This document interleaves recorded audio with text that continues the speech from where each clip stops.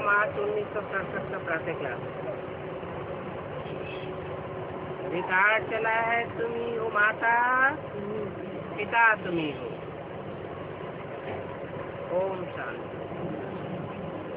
बच्चों ने ओम शांति का अर्थ समझा है?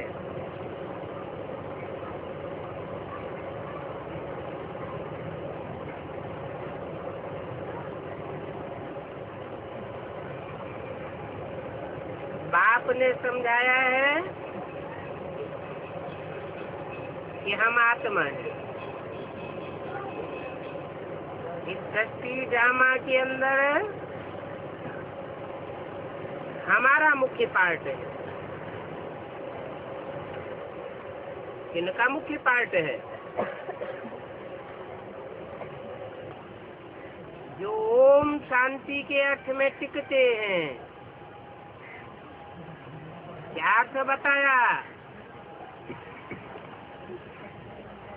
मैं आत्मा हूँ। ओम माना ही आत्मा, जो 3 पार्ट बजाती है। आ माना ब्रह्मा के रूप में स्थापना का पार्ट, सब संकल्पों की स्थापना और सब संकल्पों से अपने लिए नई सृष्टि की स्थापना।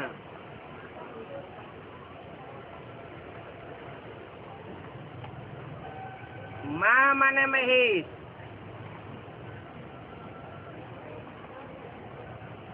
पुरानी सृष्टि का विनाश।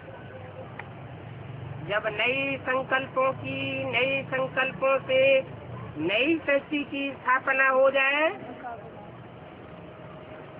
तो दुर्गुणी सृष्टि का विनाश।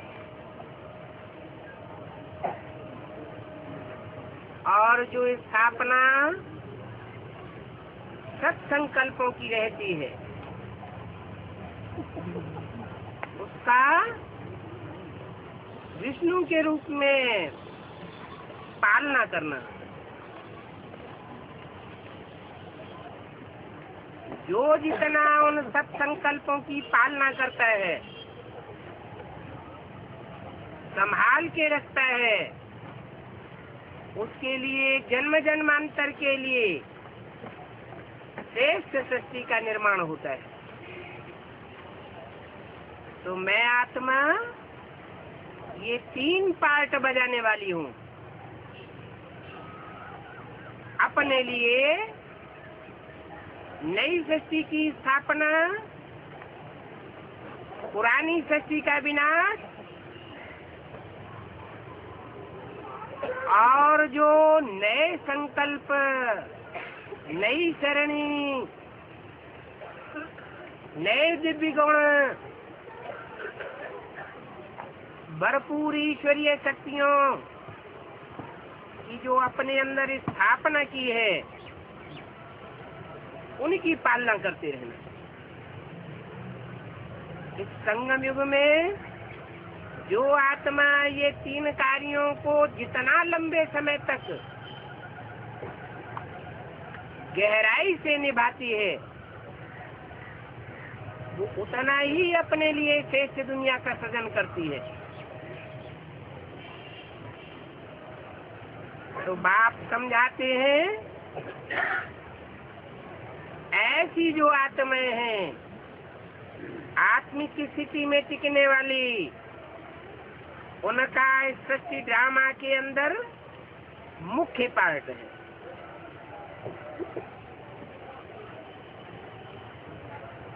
किसका पार्ट है? आत्मा शरीर धारण करके पार्ट बजाती है ना। तो बच्चे अभी आत्मा अभिमानी बन रहे हैं।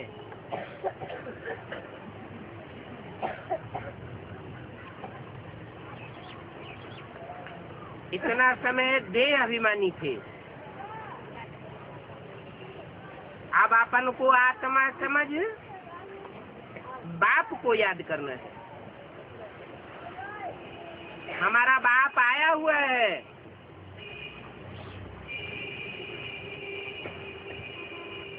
ड्रामा प्लेन अनुसार आया हुआ है। और बाप आते भी हैं रात्रि में। कैसी रात्रि होती है?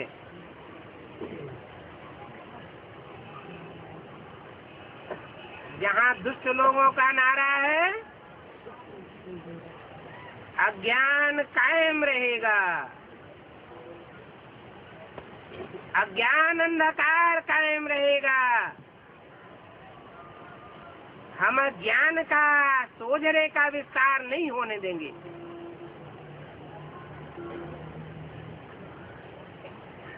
सोझरा आता है सूर्य से,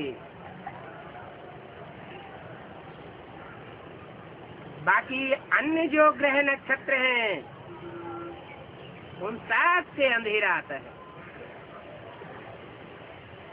अज्ञान आता है। ऐसे अज्ञान की भरपूर जब रात्रि हो जाती है,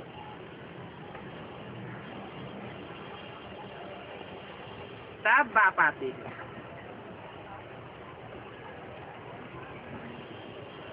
कब आते हैं?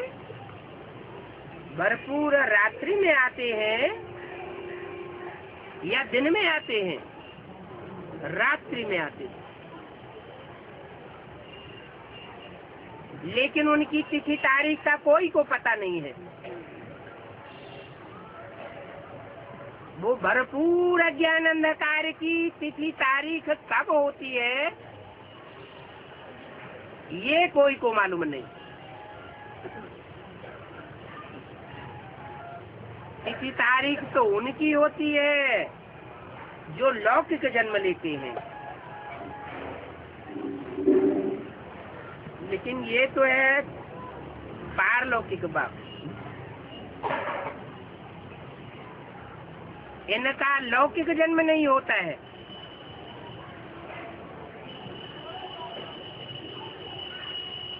इनकी तो प्रत्यक्षता रूपी जन्म गाया हुआ है।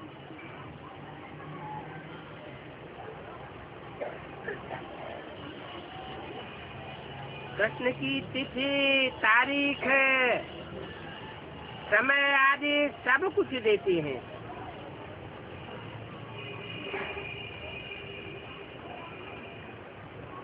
परंतु बाप की तिथि तारीख नहीं देते। इनका तो कहा ही जाता है दिव्य जन्म।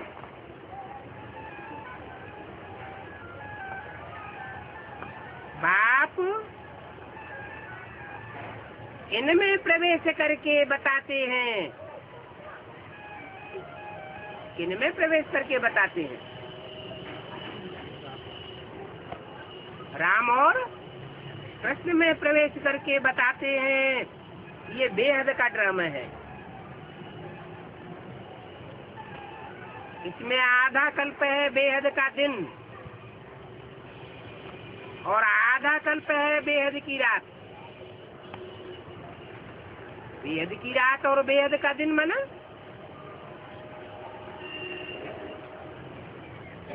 बेहद की रात माना अज्ञान अंधकार, बेहद का दिन माना ज्ञान का सोझरा। ये कब होता है? ये बेहद का दिन और बेहद की रात कब होती है? सतयुग त्रेता में तो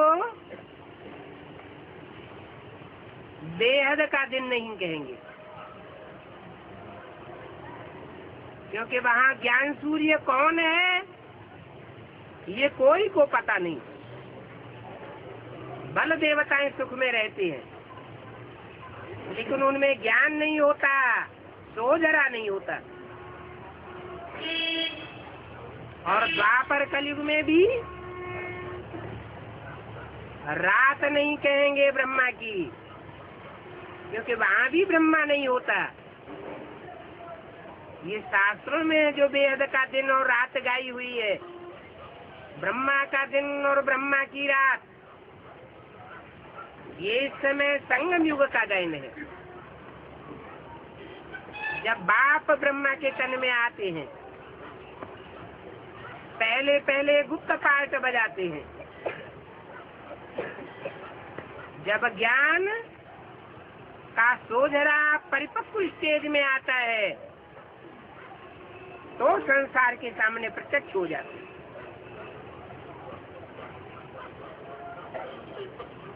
अभी रात अर्थात घोर अंधेरा है। 67 की वाणी है और उसको अभी कितने साल हो गए? 38 वर्ष पूरे होने जा रहे हैं।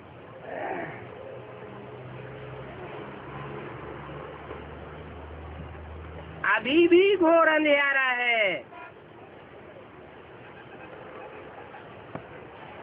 जो थोड़ी सी ऋषि मुनि आत्माएं हैं, ऋषि माने पवित्र आत्माएं,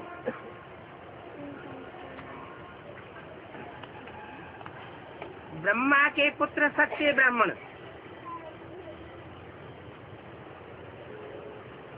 अथवा मनन चिंतन करने वाले मुनि, उनको थोड़ा सा आभास हो रहा है कि अब सूर्य उदय होने वाला है। बाकी तो सारी दुनिया अंधकार में पड़ी हुई है। घोर अंधेरा है। घोर अंधेरे में मैं आता हूँ। मेरी कोई तिथि तारीख नहीं है। जब रावण राज्य का अंत होता है उस समय घोर अंधेरा कहा जाता है।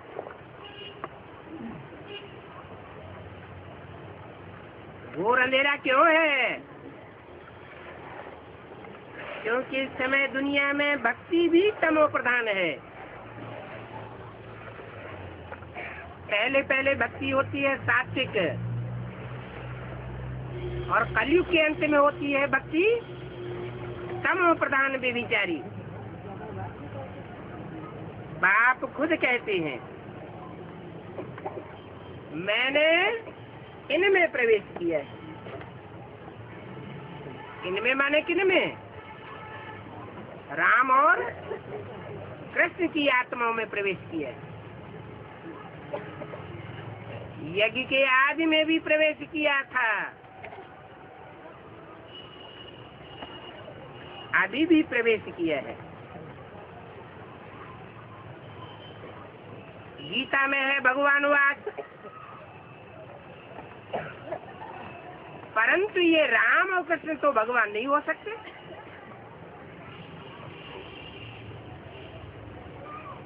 फिर भगवान किसको कहा जाए? ये राम और कृष्ण तो मनुष्य है। मनुष्य अर्थात मनु की औलाद।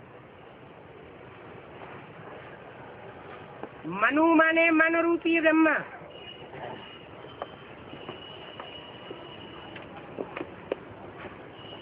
मन रूपी ब्रह्मा और उसकी औलाद माने मनन चिंतन मंथन करने वाले। ये भगवान नहीं हो सकते। क्यों नहीं हो सकते? क्योंकि भगवान को मनन चिंतन मंथन करने की दरकार ही नहीं। वो तो अजन्मा है। वो तो आगे पीछे 7 जन्मों को जानता है। सारी सृष्टि के आदि मध्यंत को जानता है।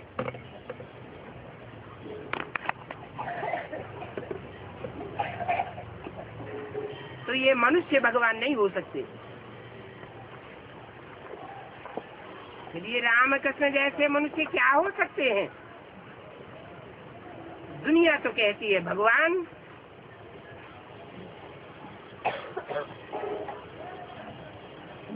फिर भी ये भगवान नहीं है तो कौन है? ये देवताएं हैं। मनुष्य अच्छे से अच्छे कर्म और अच्छे से अच्छे संकल्प करके अपने लिए श्रेष्ठ से श्रेष्ठ दुनिया का सृजन करता है।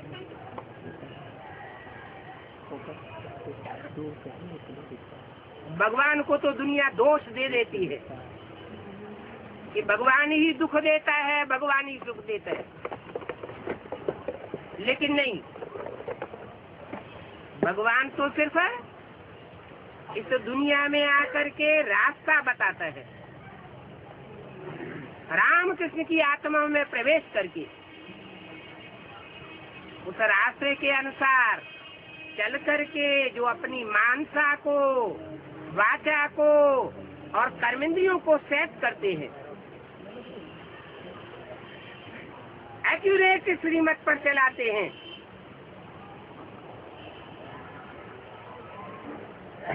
वो वास्तव में अपने लिए सुख की शक्ति का सृजन करते हैं।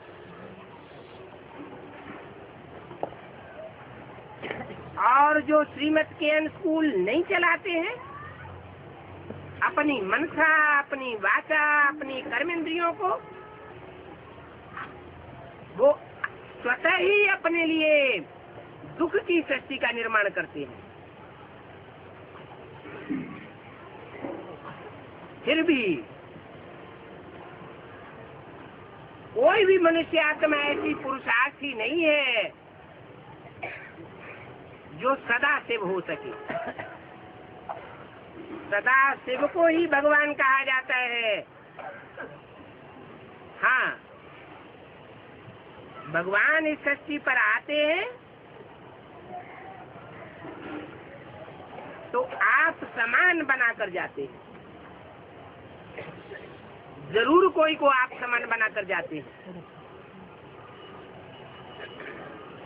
तो जो बाप समान बनता है उसका नाम शिव के साथ जोड़ा जाता है। बाकी 33 करोड़ देवताओं में से कोई ऐसा देवता नहीं है जिसका नाम शिव के साथ जोड़ा जाता हो।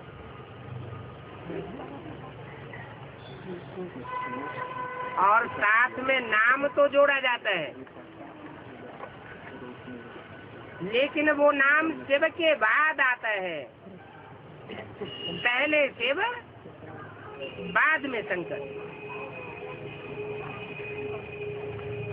बाद में क्यों आता है? क्योंकि वो नेक्स्ट टू शिव है।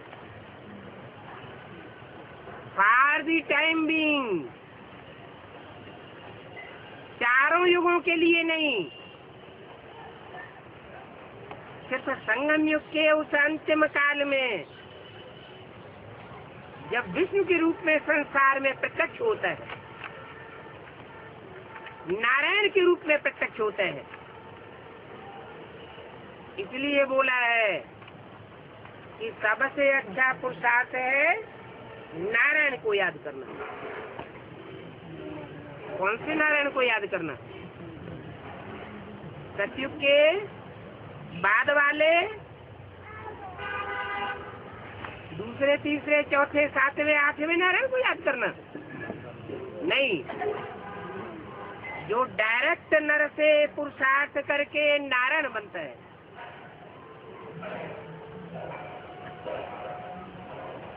प्रिंस बन करके पैदा नहीं होता। कोई मानवीय या दैवी शरीर से जन्म नहीं लेता। वो थोड़े समय के लिए भगवान भगवती बन सकता है। ये भगवान भगवती, ये टाइटलदारी भगवान भगवती है। जैसे यज्ञ के आदि में प्रजापिता ओरिजिनल था, ब्रह्मा भी ओरिजिनल था, और बाद में दादा लेखराज को उनका टाइटल दिया गया प्रजापिता ब्रह्मा। ऐसे ही जो ओरिजिनल भगवान है, गॉड फादर है, वो सिर्फ निराकार शिव है। उसकी जिंदगी का नाम शिव है। वो नाम कभी बदलता नहीं है। जब शरीर में प्रवेश करता है तो काम के आधार पर सृष्टि पर संगम युग में सदा शिव के रूप में प्रत्यक्ष होता है। सदा शिव का मतलब है जिस तन में भी मुकर्रर रूप से प्रत्यक्ष होता है, उस तन के द्वारा जो भी बोलता है,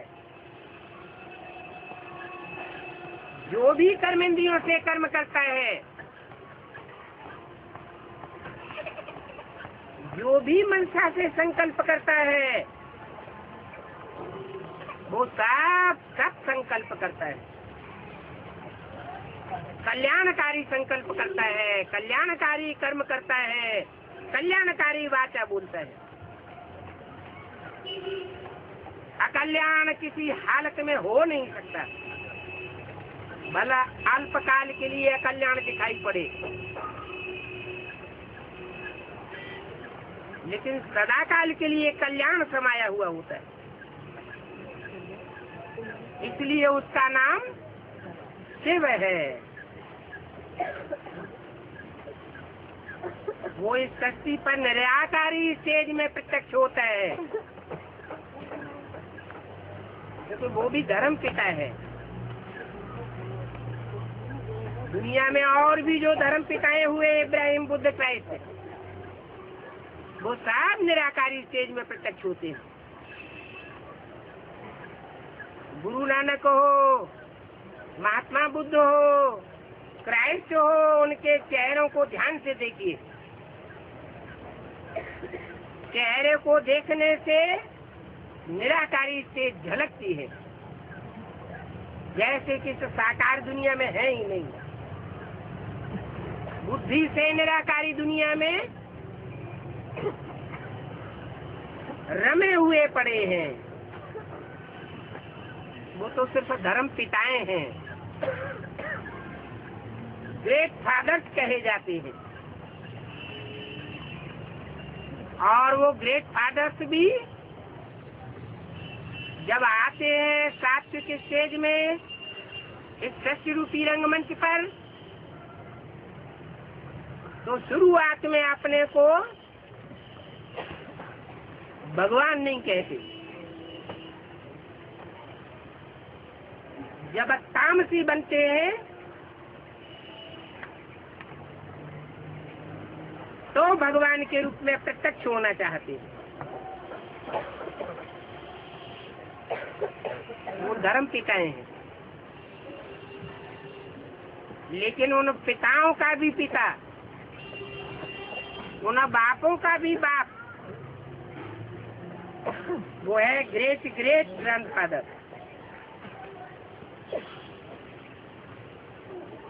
धर्म पिताएं साकार, तो उन धर्म पिताओं का बाप ग्रेट ग्रेट ग्रैंडफादर भी साकार। लेकिन शिव उसमें प्रवेश होकर के निराकारी स्टेज में प्रत्यक्ष होता है।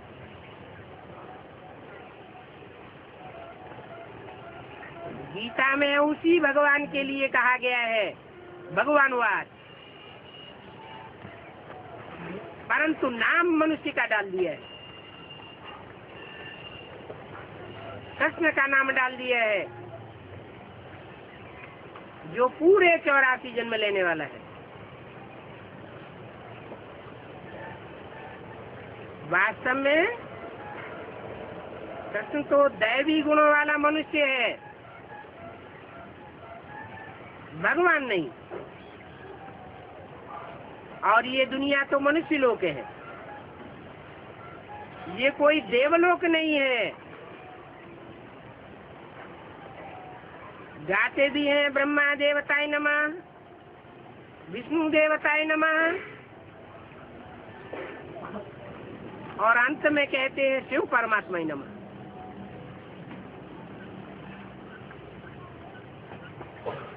ब्रह्मा विष्णु शंकर तो सूक्ष्म वतनवासी है। बच्चे जानते हैं कि जहाँ सूक्ष्म वतन की स्टेज है वहाँ हड्डी मांस की साकारी स्टेज नहीं होती,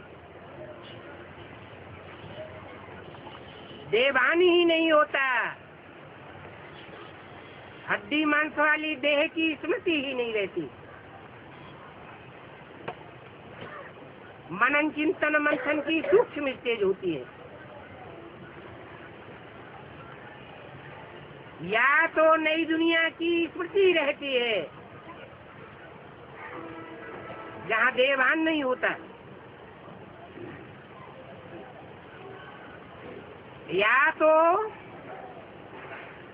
ईश्वरीय सेवा में बुद्धि रमी रहती है, वो है सूक्ष्म स्टेज। जब सूक्ष्म स्टेज से मनुष्य नीचे उतरते हैं तो देह भान आता है,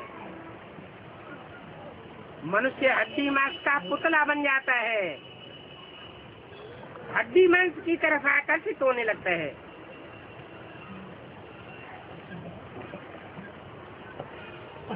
वो तो है सूक्ष्म लोक। इस लोक में भांति भांति के रंग होते हैं। सूक्ष्म स्टेज में कोई प्रकार की रंगीनी नहीं होती। सूक्ष्म लोक माना सफेद, जो आत्मा सूक्ष्म वतन में है उसमें कोई रंगीनी नहीं।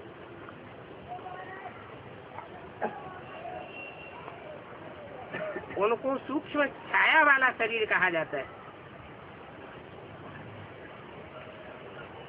इन बातों को कोई भी मनुष्य मात्र नहीं जानते, बाप ही आकर के सुनाते हैं। और जो ब्राह्मण होते हैं प्रैक्टिकल में ब्रह्मा की औलाद बनते हैं, वो ही सुनते हैं। ऐसे नहीं कि ब्रह्मा से जिन्होंने सुना उन ब्राह्मणों से सुनने वाले हैं तो उनको भी ब्राह्मण कहा जाएगा। नहीं, ब्रह्मा है तो ब्राह्मण है। और ये ब्राह्मण वर्ण भारत में ही होता है। दूसरे देशों में ब्रह्मा नाम नहीं पड़ता। केवल जिस तन में भी आता है उसका नाम ब्रह्मा रखना पड़े। जिसका नाम ब्रह्मा रखते हैं उसके मुख से जो ज्ञान सुनते हैं, धारण करते हैं, दूसरों को धारण कराते हैं, उन सेवाधारी ब्राह्मणों को ब्राह्मण कहा जाता है।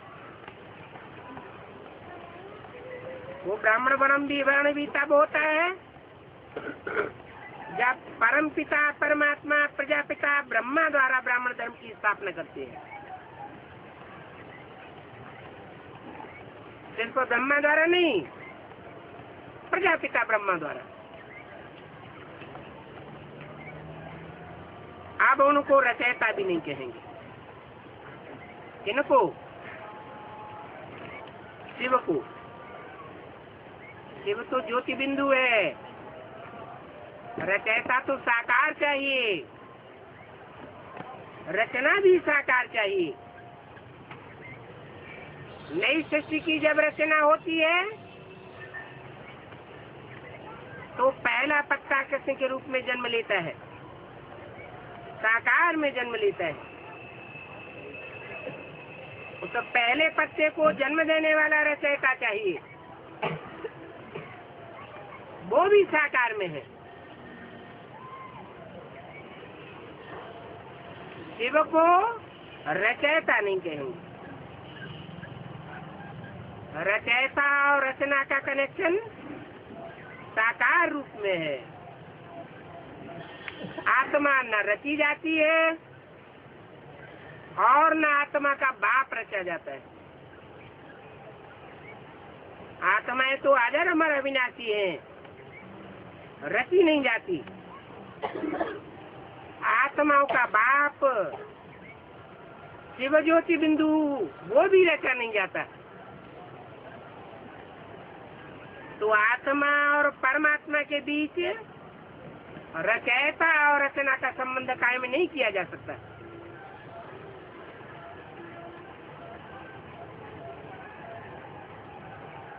भगवान जब आते हैं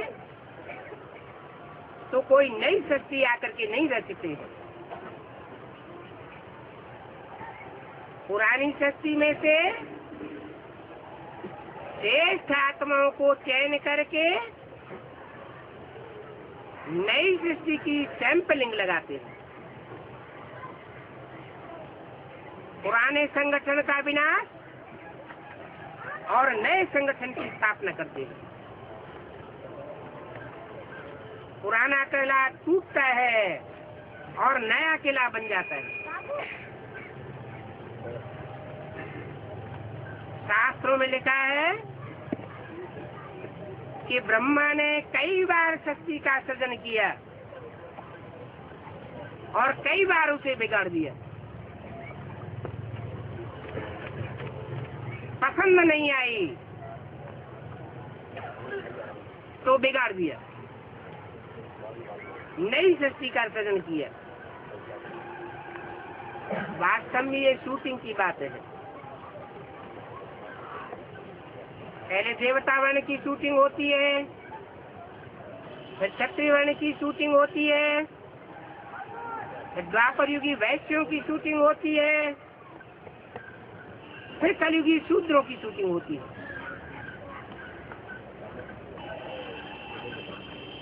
और जब तक चारों वर्णों चारों युगों की शूटिंग न हो जाए तब तक संपन्नता नहीं होती। अंततः जब ब्रह्मा संतुष्ट हो जाते हैं तब नई सृष्टि का सृजन होता है।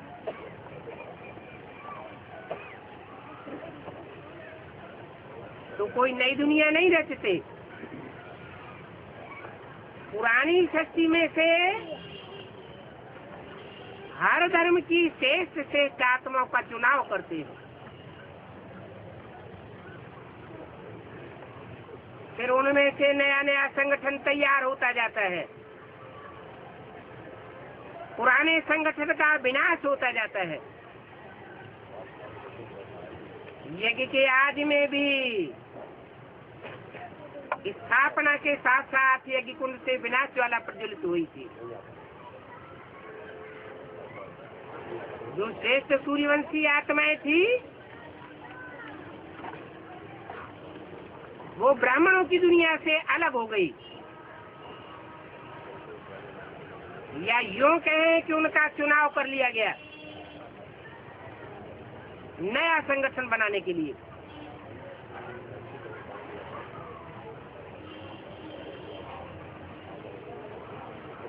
पुराने संगठन का विनाश हो जाता है। यज्ञ के आदि में ही 42 और 47 के बीच सैंपल के रूप में नए संगठन की स्थापना और पुराने संगठन का विनाश हुआ।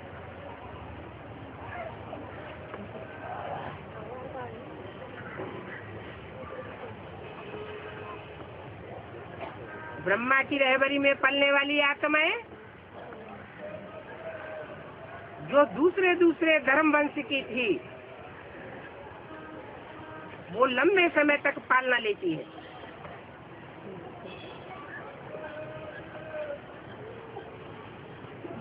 बाप की पालना नहीं ले पाती। लंबे समय तक बाप की पालना नहीं ले पाती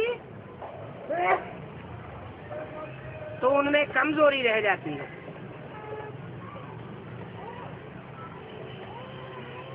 लंबे समय तक माँ की पालना में पलने के कारण वो मनमानी पर उतर आते हैं।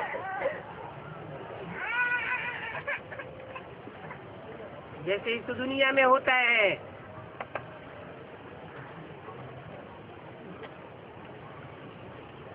बाप कमजोर पड़ जाता है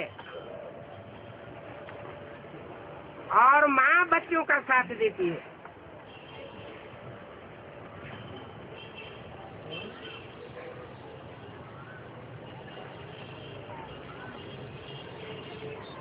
बाप को बैराग आता है और वो परिवार को छोड़ देता है, बुद्धियोग हट जाता है, समझ लेता है ये हमारे काम की नहीं। यज्ञ के आदि में भी यही फाउंडेशन पड़ा था। अलग को मिला अल्लाह, बे बादशाही, जिसका नाम ब्रह्मा टाइटल पड़ा, उसको मिल गई। करो तुम अपनी राजाई। ये झूठी राजाई कब तक चलेगी? फाउंडेशन पड़ गया।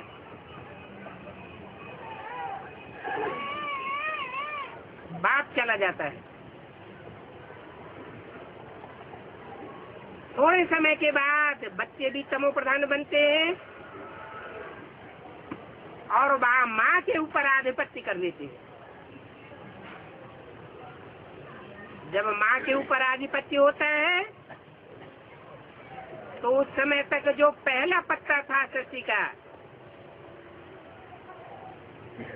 वो भी माँ का पति बन करके बैठ जाता है। खत्म हो गया, गीता का भगवान बन गया। और जब ऐसा जुल्म होता है माता के ऊपर, तब माता की आंख खुलती है कि ये मैंने क्या किया।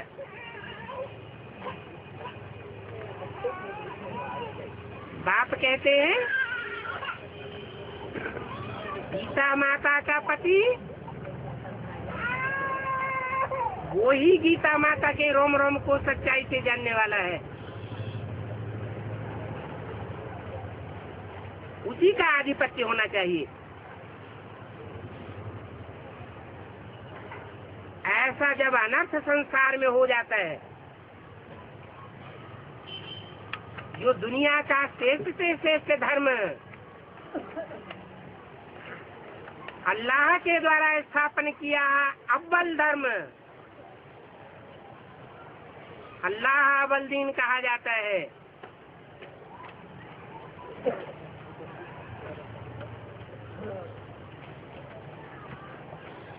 उसका जो मुख्य शास्त्र है गीता माता,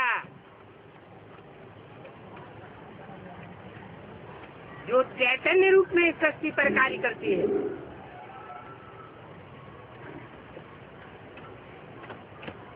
सब धर्मों की माता है।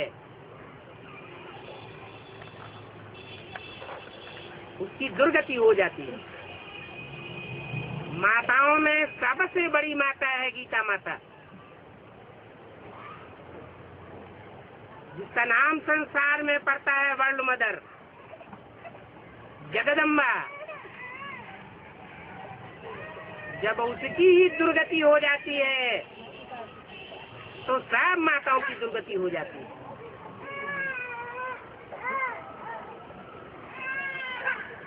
माताएं जो सतयुग त्रेता में शास्त्रों में गायन है, यत्र नार्यंस्तु पूज्यन्ते रमन्ते तत्र देवता।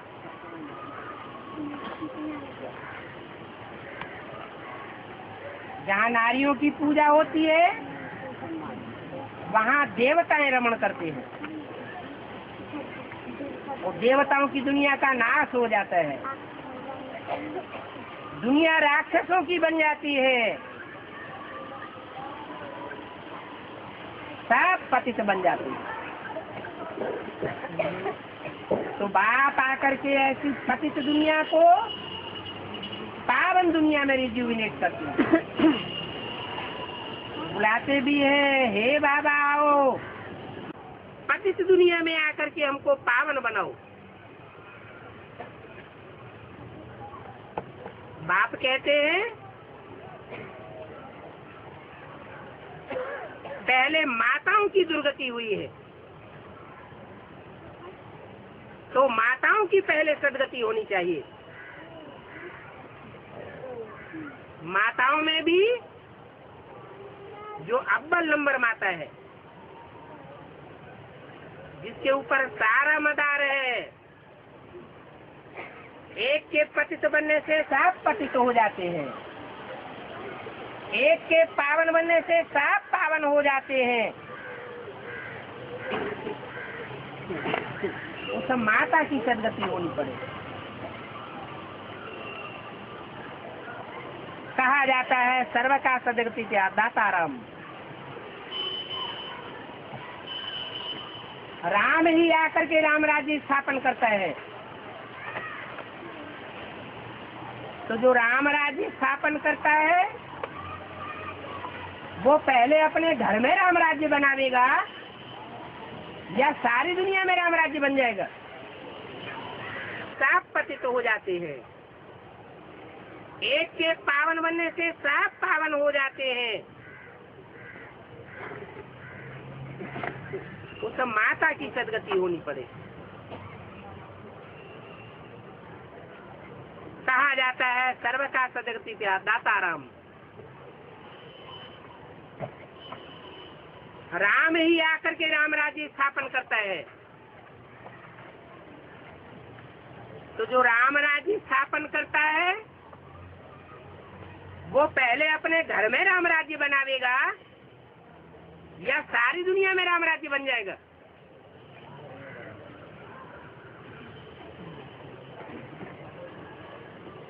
राम की सीता ही अगर रावण के पंजे में चली जाए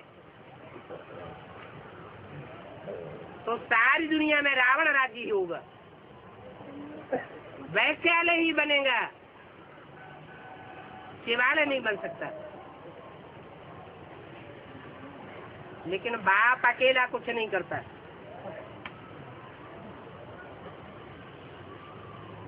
माँ की दुर्गति के लिए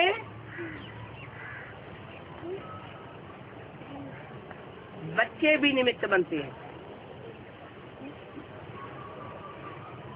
यज्ञ के आदि में ही यज्ञ कुंड से जो विनाश ज्वाला उत्पन्न हुई, विनाश होता है इम्प्योरिटी से। उसमें ब्रह्मा बाप और ब्राह्मण बच्चे सभी सम्मिलित हो गए।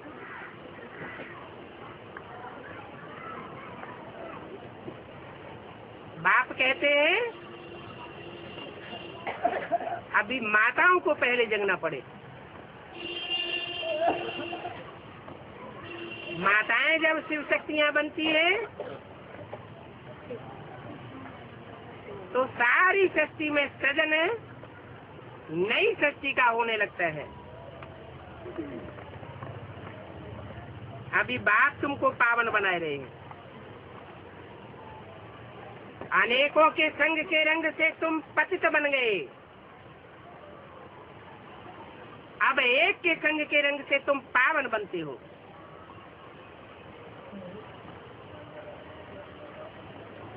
तुम सब बाप के साथ मिलकर के योग बल से पति सृष्टि को पावन बनाए रहे हो।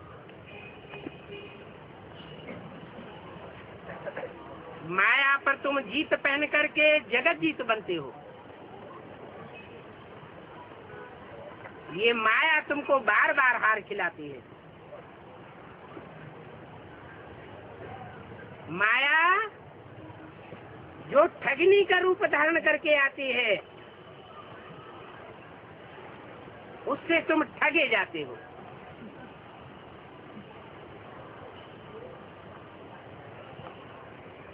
अगर योग बल को धारण करेंगे, साइलेंस बल को धारण करेंगे, ज्ञान की गहराई में जाएंगे,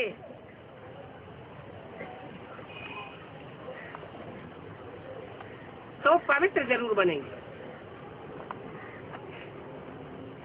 ऋषि मुनि आदि भी सब शांति चाहते हैं, परंतु वो शांति का अर्थ नहीं समझते। वो समझते हैं कि घर बार छोड़ करके जंगल में जाकर बैठ जाएंगे तो शांति मिल जाएगी। बाप कहते हैं तुम आत्मा ही शांत स्वरूप हो। शांति अपने ही गले का हार है। जब चाहो आत्मिक स्थिति में कहीं भी बैठ जाओ, जंगल में भागने की दरकार नहीं है। इस धरती पर जब तक ये शरीर है तब तक कर्मेंद्रियों से पाठ जरूर बजाना है, लेकिन अभ्यास ऐसा डालना है कि कर्मेंद्रियों से कर्म करते हुए बुद्धि एक बात में लगी रहे। जो शांति का दाता है, शांति देवा कहा जाता है। तो इस कश्ती पर रह करके पाठ जरूर बजाना है।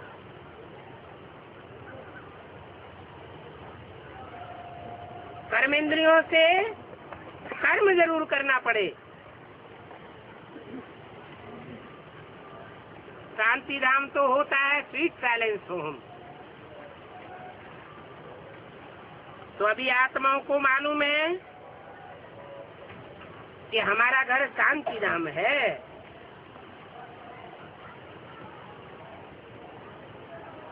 जब तक इस संसार में है,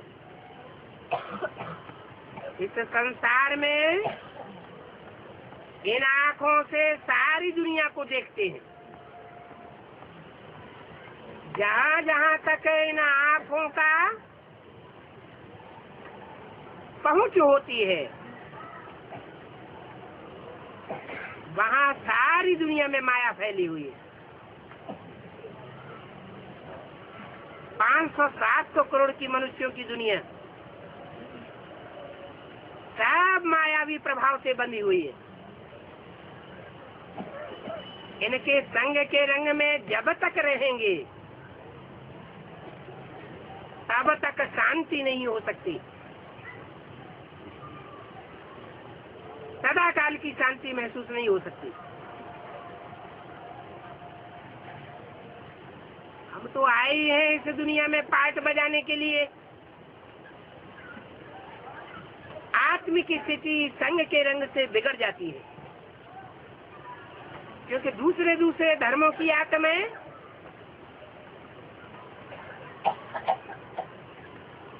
जो विपरीत धर्म का आचरण करने वाली हैं, देवान को बढ़ाने वाली हैं, उनके संग का रंग हमको लगता रहता है। इसलिए हम लगातार शांति धाम का अनुभव नहीं कर सकते। तो बाप को बुलाते हैं, हे पतित पावन दुख हरता सुख करता शांति देवा आओ। आओ। बाप तो कहते हैं मैं आया हुआ हूँ। आया तो हुआ है, लेकिन माया बार बार भुला देती है। अभी अभी निश्चय होता है कि बाप आया हुआ है। मायावी दृढ़ संकल्प हमारे ऊपर ऐसा आक्रमण करते हैं कि अनिश्चय बुद्धि बना देते हैं।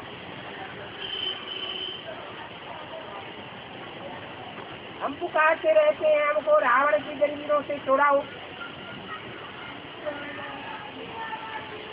परंतु जो पुकारते हैं वो भगत हैं या भगवान के पक्के बच्चे हैं? क्या है? भगत। तो भगत बनना पसंद या ज्ञान सागर का ज्ञानी बच्चा बनना पसंद? ज्ञानी बच्चा बनना पसंद। तो आज से आगे कभी भी राम बाप को बुलाने की जरूरत नहीं है? नहीं बुलावेंगे ना? है? वो तो है कि बाप तो अपने आप ही आते हैं, बुलाने से तो आते नहीं। ये ज्ञान तो मिला हुआ है, फिर भी बुलाते हैं। इसका मतलब है कि बुद्धि को निश्चय नहीं है कि बाप के रूप में पार्ट बजाय रहा है। माया घड़ी घड़ी बायलोरा डालती है। तो रावण के जंजीरों में सब बंधे पड़े हैं। सब बच्चे जानते हैं ये भक्ति है रात। बाप भी कहते हैं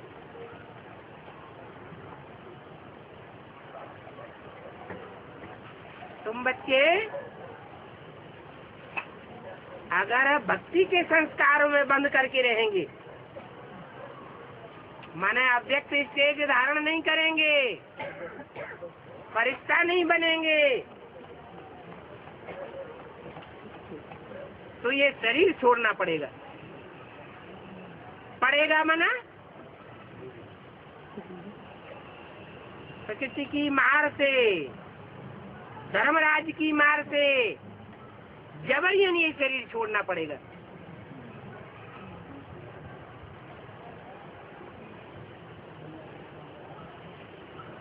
तो आत्म की स्थिति में थोड़ी तड़ाप आ जाएगी।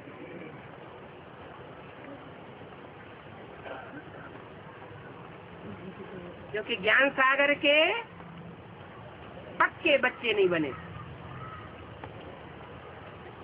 अभी सब के लिए कहेंगे भक्ति की रात।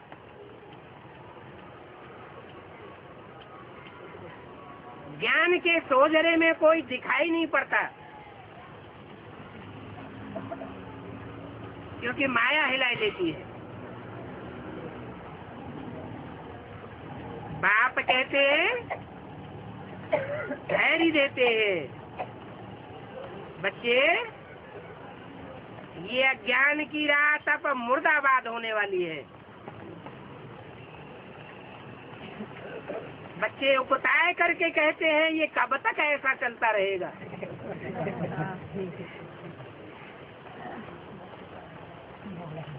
बाप गीत की याद दिलाते हैं, धीरज धर मनुआ धीरज धर। रात मुर्दाबाद होती है, फिर ज्ञान जिंदाबाद होता है। ये खेल है, सुख और दुख का खेल है। तुम जानते हो, पहले पहले हम सुख में थे, स्वर्ग में थे, अभी नरक में है। क्यों? पहले सुख में क्यों थे? हैं? अभी नरक में क्यों है? कोई कारण तो होगा।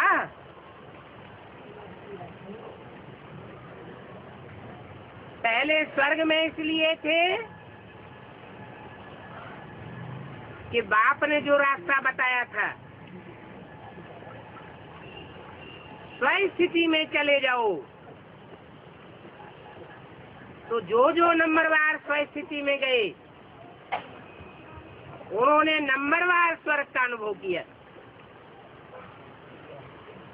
जो पहले पहले स्व स्थिति में जाते हैं, वो पहले पहले स्वर्ग में आते हैं। नाम ही क्या है?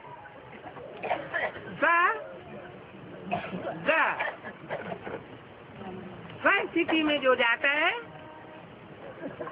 आत्म की स्थिति में जो जाता है, वो स्वर्ग का अनुभव करता है। कोई बच्चे ऐसे भी होंगे जो जीते जी इसी जन्म में स्वर्ग का अनुभव करेंगे। सारी दुनिया में विनाश बरपा हो रहा होगा, एटम बम फट रहे होंगे, भूकंप आ रहे होंगे, ज्वालामुखी फट रहे होंगे, लेकिन वो बच्चे आराम का अनुभव करेंगे, स्वर्ग का अनुभव करेंगे, और सारी दुनिया हाय हाय की चित्कारें मारेगी। ये अंत समय की बात है।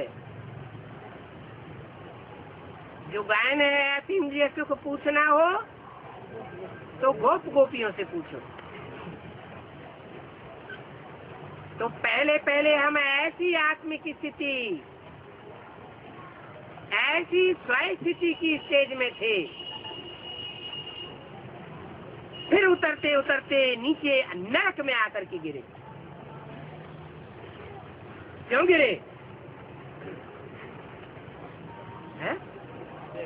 स्वर्ग से नीचे नरक में क्यों गिर गए? क्योंकि भांति भांति के जो नर हैं, मनुष्य है, मनुष्य गुरु है, उन नर स्वरूप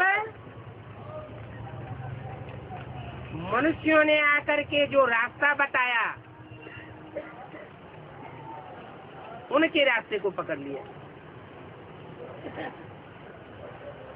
स्थिति का रास्ता छोड़ दिया, दूसरों के बहकावे में आ गए, और वो बहकावे में आने की शुरुआत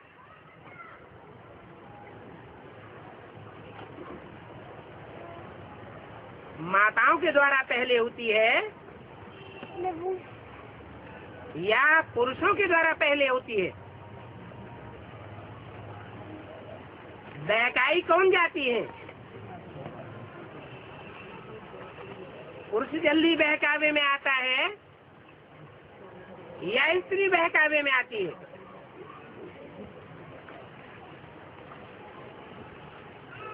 मुसलमानों और क्रिश्चियंस के शास्त्रों में लिखा हुआ है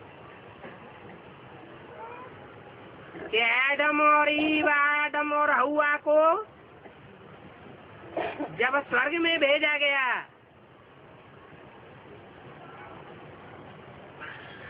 तो ईव को पहले शैतान ने बरगला लिया,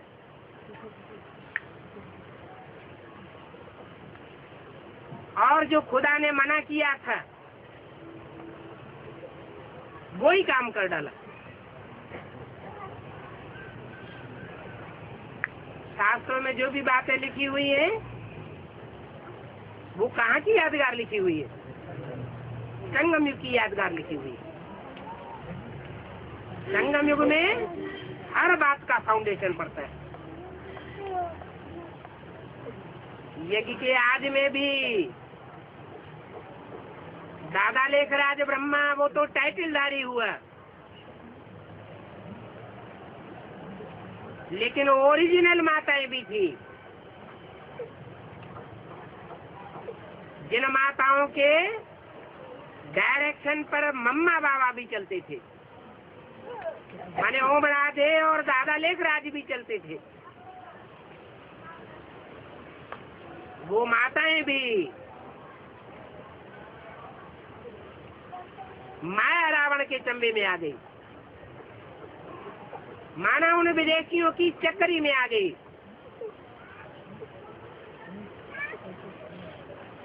और वहां से ही पतन की शुरुआत हो गई।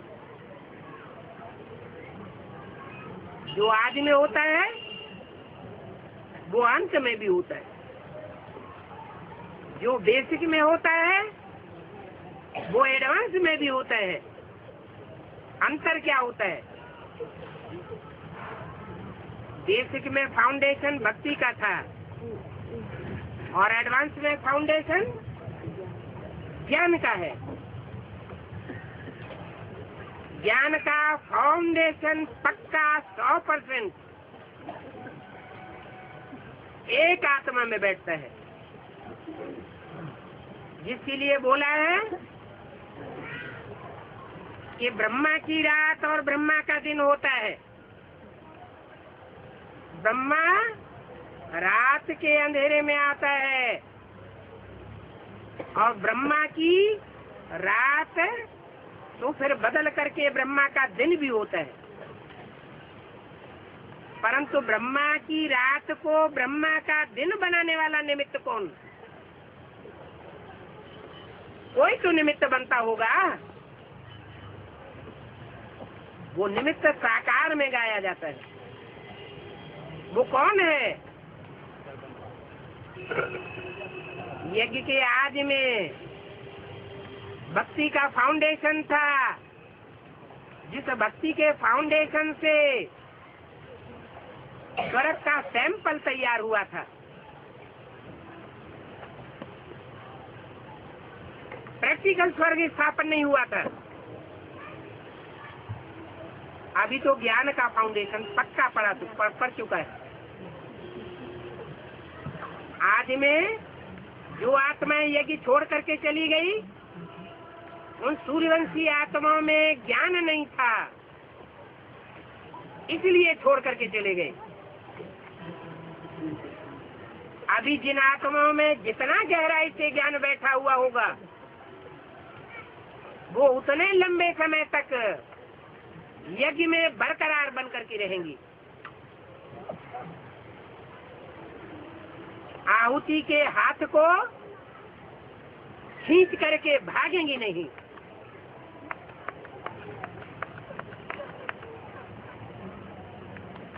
ज्ञान का फाउंडेशन पक्का होने के कारण। अभी ज्ञान का फाउंडेशन नंबरवार है।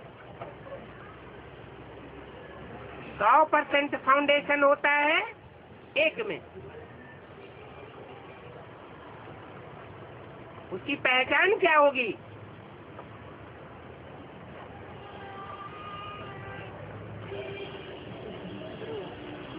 सौ % पहचान वाले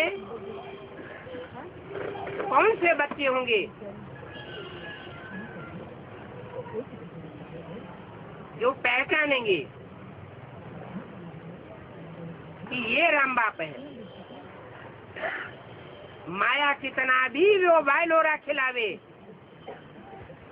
वो किसी की बातों में आने वाले नहीं। ऐसे सूर्यवंशी बच्चे वो भी नंबरवार है। बाप तो कहते हैं मेरे साथ रहने वाले बच्चे भी मेरे को नहीं पहचान पाते।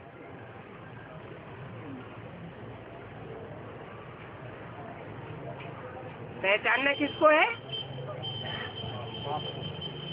कौन से बाप को? निराकार बाप को या साकार बाप को? निराकार के पहचानने न पहचानने की बात ही नहीं। वो तो बिंदु बिंदु आत्माओं का बाप है। वो आत्माएं बिंदु बिंदु सब एक जैसी, शरीर के द्वारा ही पहचान होती है। वो निराकार शिव ज्योति बिंदु इस मनुष्य तन के द्वारा मुकर्रर रूप से कार्य कर रहा है। उसकी पहचान होगी कि वो आत्मा जितना मनन चिंतन मंथन करने वाली आकारी स्टेज में टिकने वाली होगी, उतना और कोई मनुष्य मात्र नहीं हो सकता। निराकारी जितना बनने वाला होगा, उतना आकारी स्टेज में टिकेगा। मनुष्य शक्ति का बीज होगा तो बीज तो निराकारी स्टेज में आराम से टिक जाएगा। अगर पत्ता होगा तो टिकने में मुश्किल होगा। जड़ रूप होगा, आधार मूर्त होगा तो भी बीज रूपी स्टेज में टिकना मुश्किल है। कुछ आत्माएं आधार मूर्त हैं,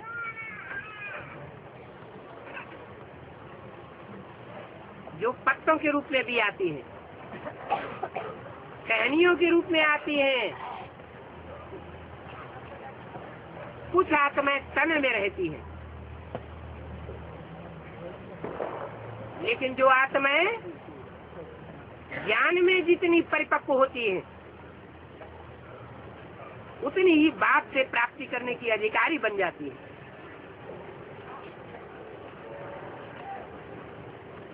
बाप का अधिकार है मुक्ति और जीवन मुक्ति। मुक्ति माने दुख दर्दों से मुक्ति। ये शरीर होते हुए भी दुख दर्द से मुक्ति।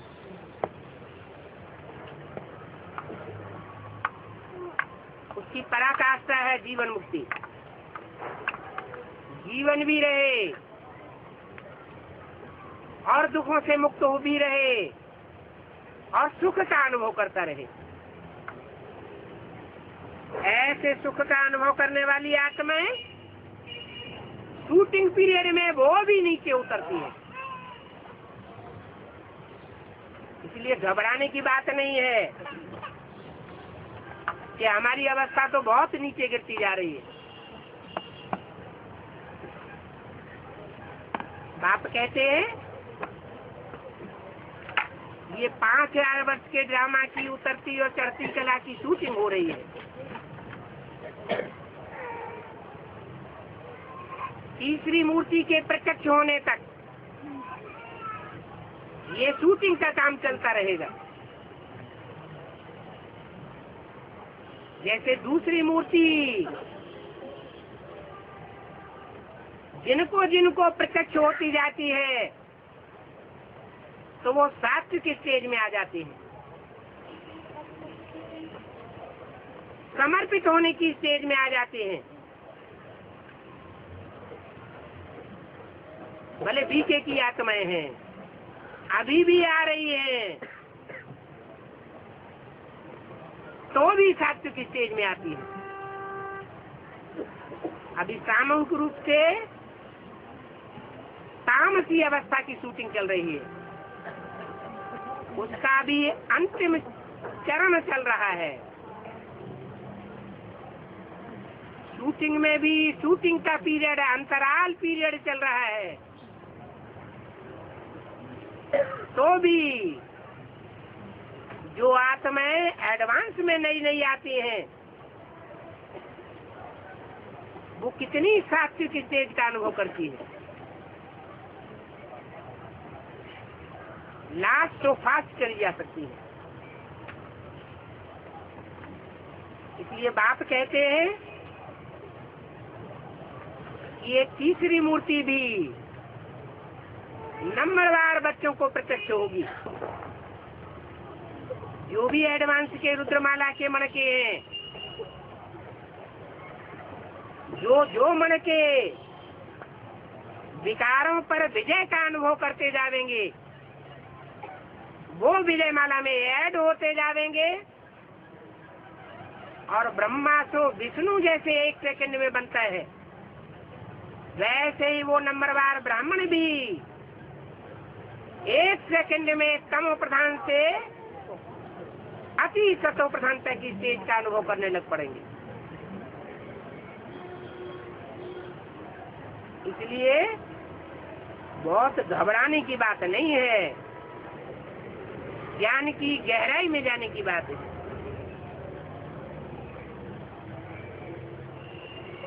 अभी तुम संग के रंग से नीचे उतरते उतरते नरक में आकर के गिरे हो।